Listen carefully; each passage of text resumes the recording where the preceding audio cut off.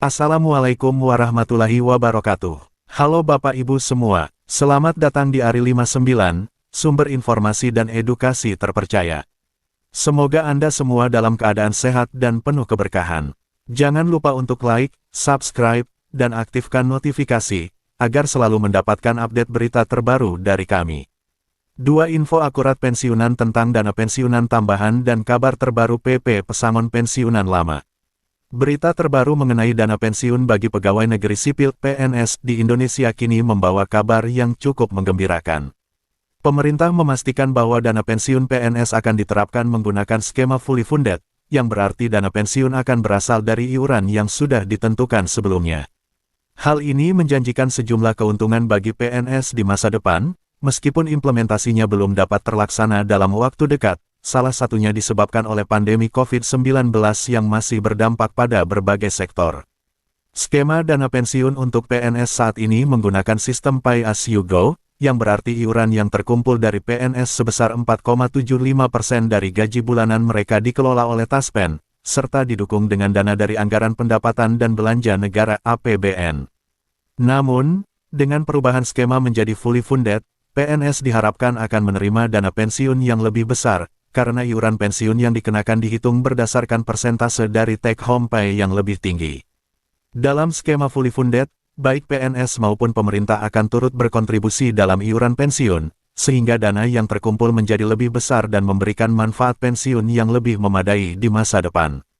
Ini adalah langkah maju dalam sistem pensiun PNS yang diharapkan dapat memperbaiki kesejahteraan para pegawai negeri setelah mereka pensiun.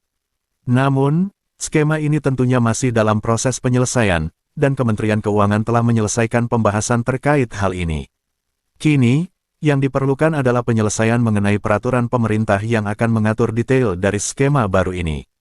Namun, perubahan tersebut juga mengundang pertanyaan mengenai perpanjangan usia pensiun bagi PNS. Dalam konteks ini, ada pandangan bahwa memperpanjang usia pensiun bisa memberikan dampak positif bagi keberlanjutan pendapatan pensiun, asalkan pegawai tersebut masih aktif bekerja dan memperoleh penghasilan. Namun, jika pegawai sudah tidak bekerja dan tidak lagi memiliki penghasilan, perpanjangan usia pensiun justru bisa menjadi beban, karena mereka tidak dapat lagi menyisihkan uang untuk membayar iuran pensiun. Salah satu tantangan besar dalam skema pensiun adalah rendahnya kesadaran masyarakat mengenai pentingnya perencanaan dana pensiun. Banyak orang yang cenderung fokus pada kebutuhan jangka pendek dan kurang memikirkan kebutuhan di masa pensiun, apalagi jika pendapatan yang mereka peroleh tidak mencukupi untuk kebutuhan sehari-hari, apalagi untuk menabung dana pensiun. Untuk banyak orang, penghasilan saat ini saja sudah cukup sulit, apalagi menambah beban dengan iuran pensiun yang lebih tinggi. Beberapa pihak bahkan berpendapat bahwa pengenaan iuran pensiun yang lebih tinggi dapat membuat pekerja, terutama yang berada di golongan upah minimum, semakin tertekan. Namun, jika perusahaan dan pemerintah memberikan edukasi yang lebih baik mengenai pentingnya dana pensiun, masyarakat akan lebih sadar tentang manfaat memiliki tabungan pensiun untuk masa depan mereka. Literasi finansial menjadi kunci dalam menghadapi tantangan ini, agar masyarakat bisa lebih mempersiapkan diri menghadapi masa pensiun tanpa terbebani dengan kekurangan dana.